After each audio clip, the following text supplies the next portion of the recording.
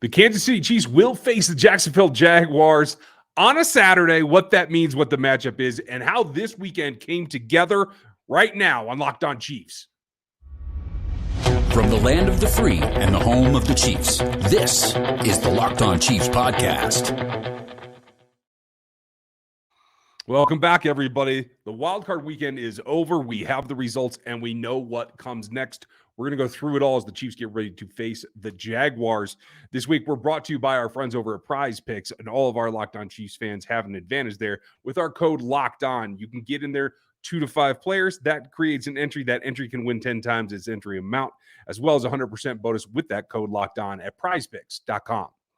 Now, today we have to get through what it all means. If you were with us over the weekend, we had some reaction over on RGR. We're going to go through some of that tonight, as well as we're recording late here after the game has concluded. A lot to go over, but thanks for making us your first listen when it comes to this next matchup. Check out another Locked On show for your next one. I'm Ryan Tracy, the founder of Rogue Analytics, NFL 33, and RGR Football.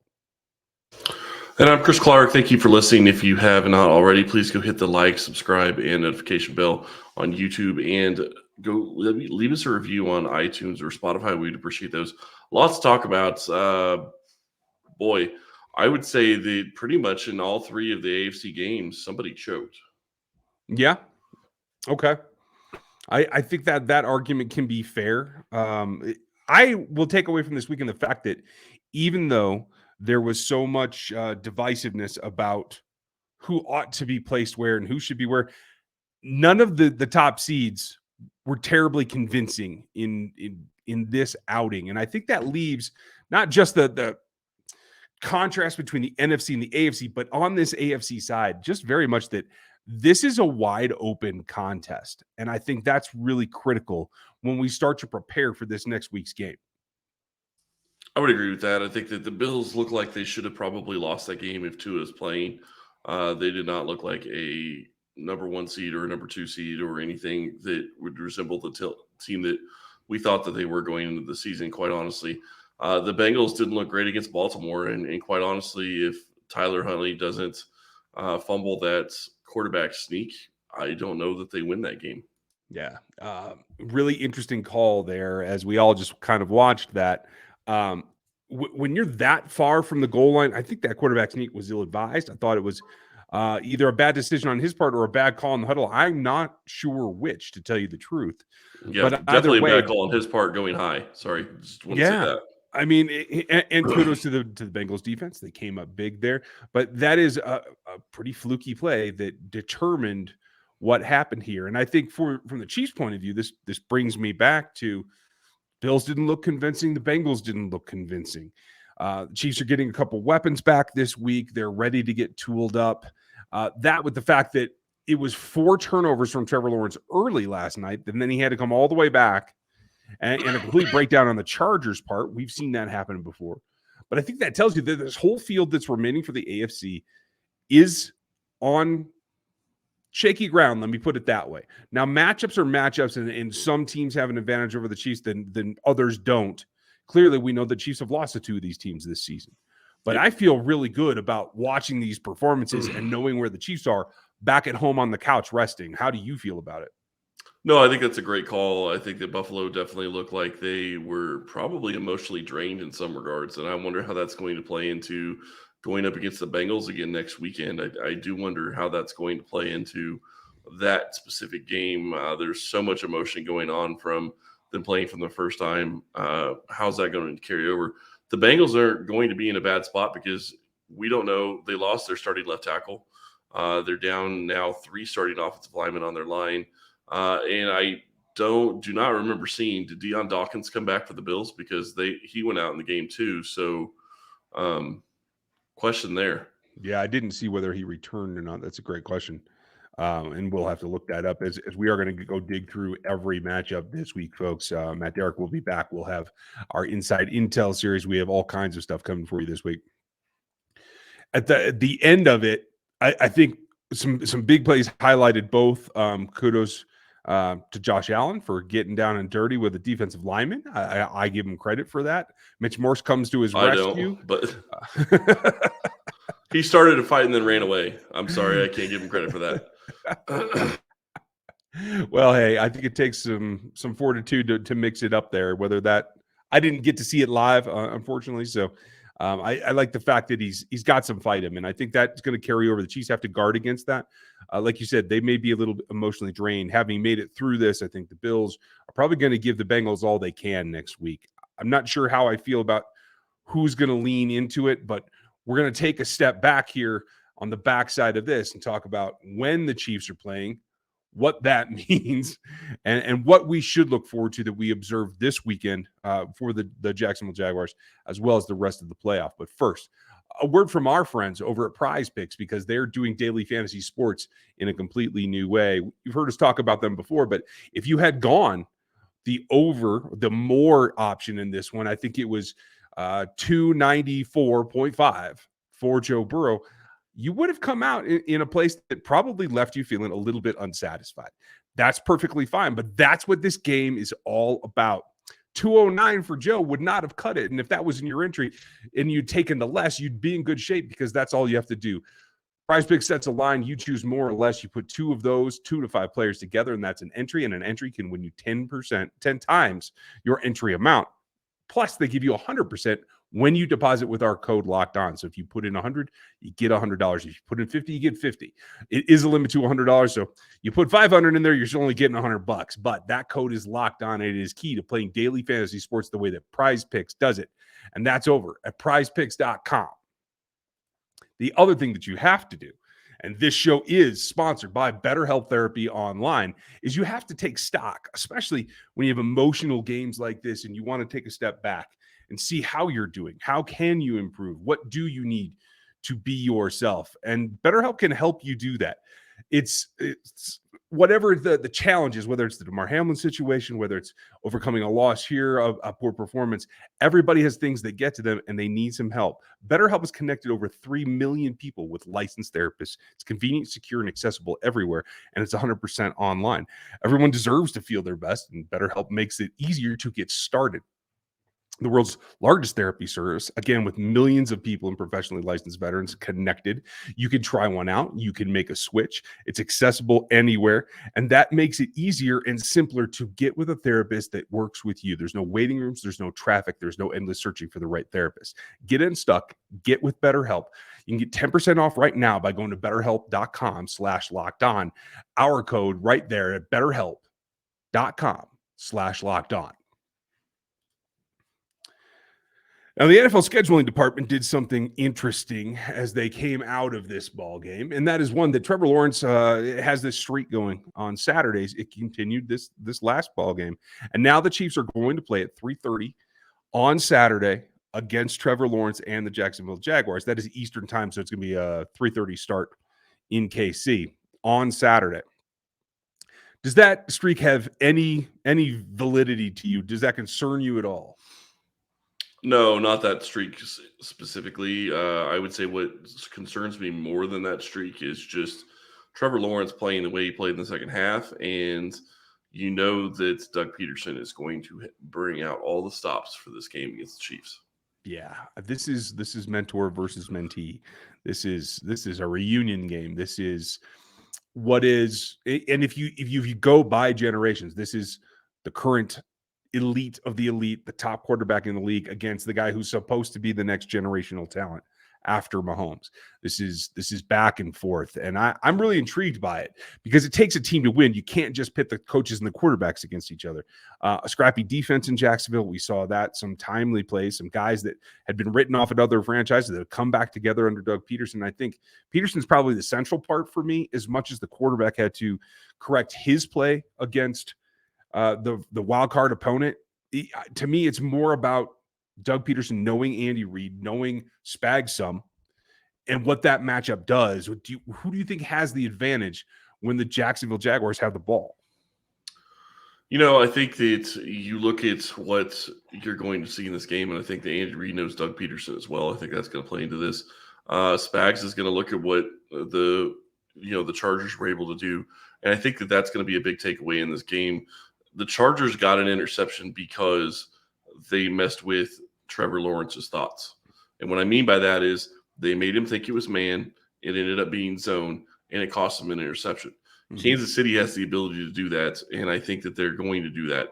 One of the things that was brought up on RGR was whether or not Snead will travel. I don't think he does in this game. I could be completely wrong, but I don't see a reason for him to travel in this game. Okay. I think that's probably fair.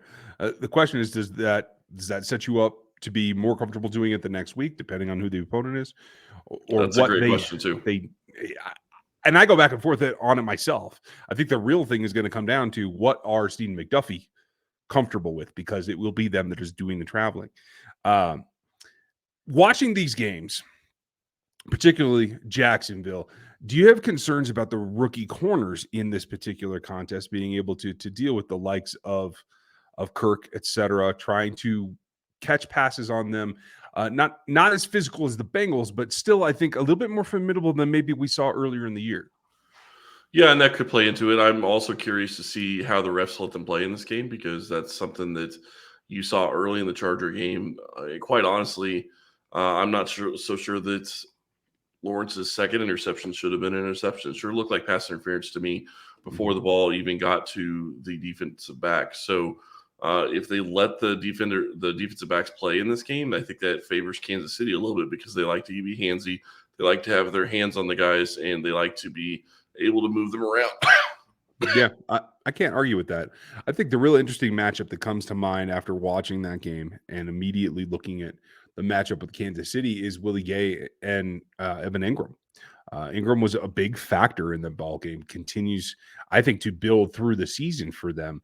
And it won't just be Willie. We know they're going to play dime. That we know that they're going to get a safety on him as well. But I think he's a guy that is kind of the spark plug. I mean, he can't be as much as Travis Kelce is to the Chiefs offense or George Kittle is to the Niners offense, but he seems to be in that role, again, a shadow or a mirror of Doug Peterson's offense to Andy Reid's. Can't argue with you on that. I think Ingram is going to play a pivotal role in this game. And I say that mainly because Kansas City has struggled against tight ends pretty much as long as Andy Reid has been here. It seems like their defense has not been able to stop the tight end. That's always been a problem. And I think it could play a huge part in this game. Yeah, I completely agree. It was a touchdown and 93 yards on 7 receptions for Ingram. Now, obviously, Kirk is out there as well. Zay Jones had a big play, and they did something very much like Chiefs do, and they spread it out. There were 4 touchdowns scored by the Jacksonville Jaguars in that team. Every one of them went to a different receiver. They did decent on the ground. I think Etienne ran for 5.5 clip.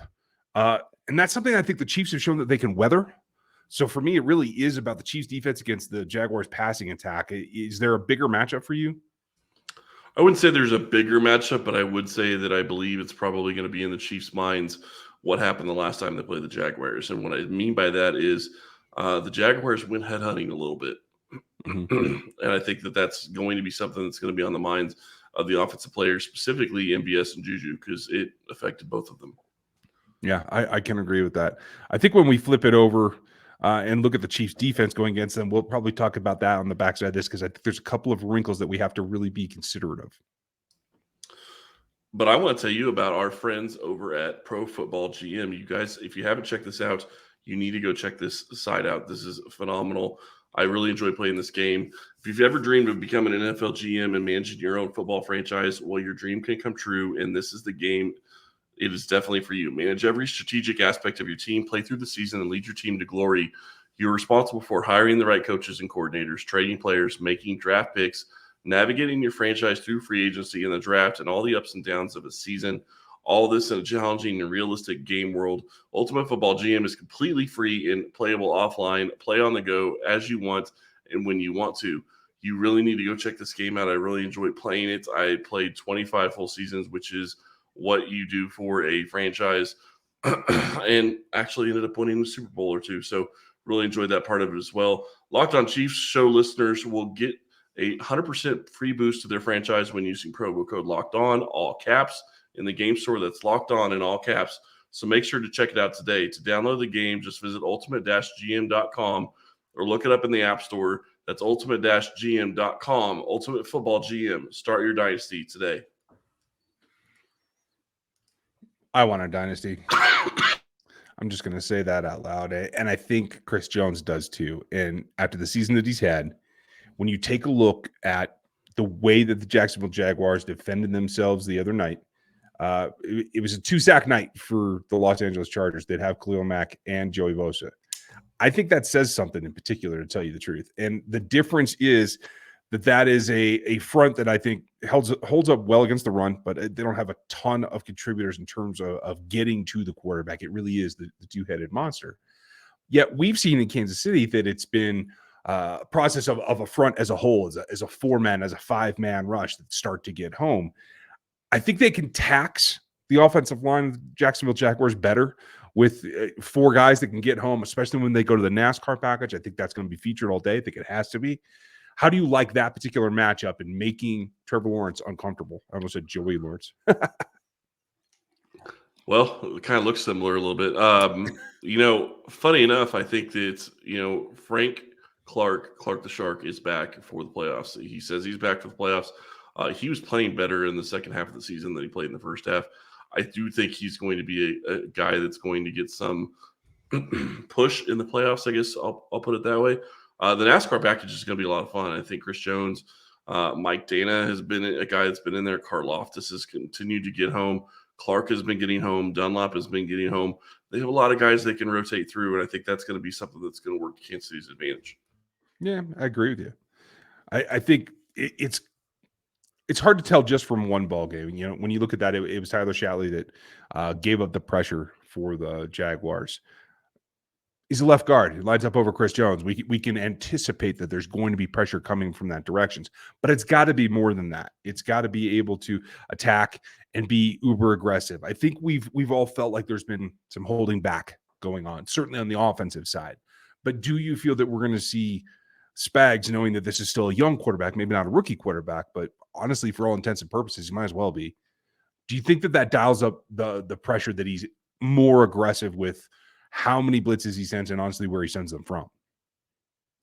I do, and I think that goes right back into what I was saying before. I think that Spags is going to, try to mix coverages, and he's going to be sending players from all different levels, and I don't think Lawrence is going to know where they're going to be coming from at times, and that could work into Kansas City's advantage. Is that got to be a core tenet right here, or is it more about seeing what they come out, see what Doug has up his sleeve first? Is there a feeling out process, whether it's the first 15, whether it's the first quarter, or is it just attack? What do you foresee them doing? I think it's got to be a feeling out process. I would love to see them come out attacking, but that doesn't seem to be Kansas City. Usually it seems like Kansas City decides they're going to let the offense dictate what they're going to do for the first couple of drives. Maybe they score a touchdown, maybe they don't, maybe they allow points, maybe they don't, but they allow the offense to do what they want to try to do, and then they adjust to what the offense is doing. The question really in this game is going to be who stays true to what they do best. And Kansas City has got a lot of pressure on the quarterback lately, and that's kind of surprising considering what we thought we were going to be dealing with this season. But there has been a lot of pressure. Mike Dana, Dunlop, Clark, Jones, all those guys. Saunders even has been producing pressure as well. Our Karlaftis has been producing pressure as a rookie, and he's been getting better and better each week. So that's going to be something to watch in this game. Well, and as we go on, just watching this last ball game with Shatley, after him, it was Luke Fortner that gave up some pressure. It wasn't a sack, but he gave some up. It was then Brandon Scherf as well. So we've got the interior trio for the offensive line of the Jaguars are a mirror image, an opposite of the Chiefs interior, where the Chiefs are elite inside and have questions outside. It's the opposite for the Jaguars. I think there's a lot of pressure that can come in between the guard center guard combos. And that does, for me, make it about Colin Saunders getting in there, about when George Karlaftis goes inside, when Mike Dana goes inside. So I think they need to risk a little bit, because Etienne did run really well this weekend, and he's been coming on the last 6 weeks maybe. I think you have to kind of balance trying to be aggressive, going to that NASCAR, getting a little bit lighter, and really attacking at the pass versus guarding against getting run on a little bit in key situations. I'm not worried about the run overall. I just think they have to be careful in terms of the draws and the third down particular runs that Doug, I think, is going to throw more out there than a typical coach is when facing Kansas City. That wouldn't shock me. The one thing I'm really curious about is how Spagnuolo attacks Lawrence the second time around, because He's got a game worth of film of what he saw the first time. He's got a game worth of film from what he saw in the playoffs and what the Chargers were able to do to really get him off his game in the first half. And then they obviously saw what they did in the second half that didn't work. So there are going to be some changes. I'm really curious because it sure seemed like Kansas City for the past maybe month and a half have just been trying to win, but not trying to win at all costs. Taking it easy a little bit on offense and on defense at times, going to a prevent where you would think that they'd be attacking because that's what Spagnuolo does. But it's really going to be interesting to see how he shifts things because I don't think you can really look at the Chiefs last maybe 6 to 8 games and really get an idea of what you're going to be going against offensively or defensively on the Jaguars side. Yeah, I'm going to dig into the pressure concepts as well as what Lawrence gave up. By my count, almost all of his pressured snaps came against some kind of blitz. I can't tell you where they all came from specifically positionally, but that's something that we'll look at this week. We have a lot to follow up on, and now that we know the opponent, we can really dig in and look at the matchups, go back to what we saw earlier in the season, and see what the comparison is. We have a lot of information coming for you this week. Chris, just raw thoughts right now. What's the most important thing? Real quick, and I'll answer that. Just to be clear, I was saying I don't think that Jacksonville can go back and look at the Chiefs' last 6 to 8 games, and really get an idea of what they're going to be doing in this game because I expect them to be coming out and doing things that are way different in the playoffs. That's just the way I feel about it. Most important thing really going into this game is they're healthy. This is the healthiest this team is going to be probably going forward. I can't imagine that they're going to be getting anybody back. Probably throughout the playoffs, in RGR, we kind of talked about, is Clyde going to be back during the playoffs? Maybe that's possible. Fortson, maybe. But you look at this roster, and I think it's pretty much set. And I think that they're going to be in a good situation going forward. Yeah, I have to think so as well. We'll talk specifics.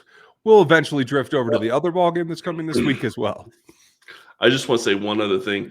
The thing that excites me that we haven't seen, and here's the reason that Jacksonville can't really go back and look specifically at what Kansas City's done on offense the past 6 to 8 weeks.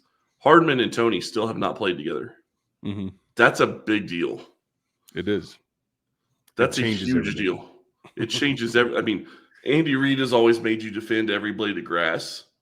Now he's got guys that can do it vertically and horizontally like nobody else in the NFL, or almost nobody else in the NFL.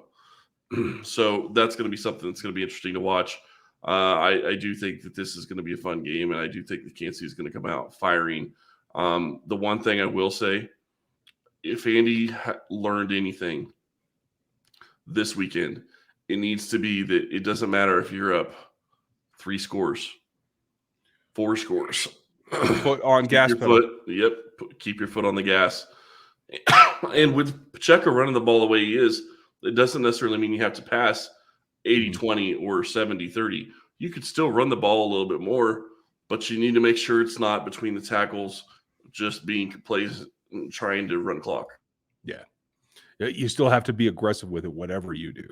And I think Doug will be prepared for that as well. So I think this is going to be really interesting because of the familiarity between the coaches. A lot. Watch out for anything in special teams. Yeah, absolutely. It's going to be a creative mess.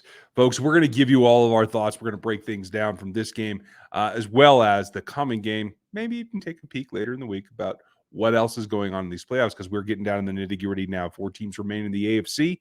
It's going to be a great week. Thanks for being with us. We're here every day. Make sure you come back, check those out. Have a good one, and we'll talk to you then.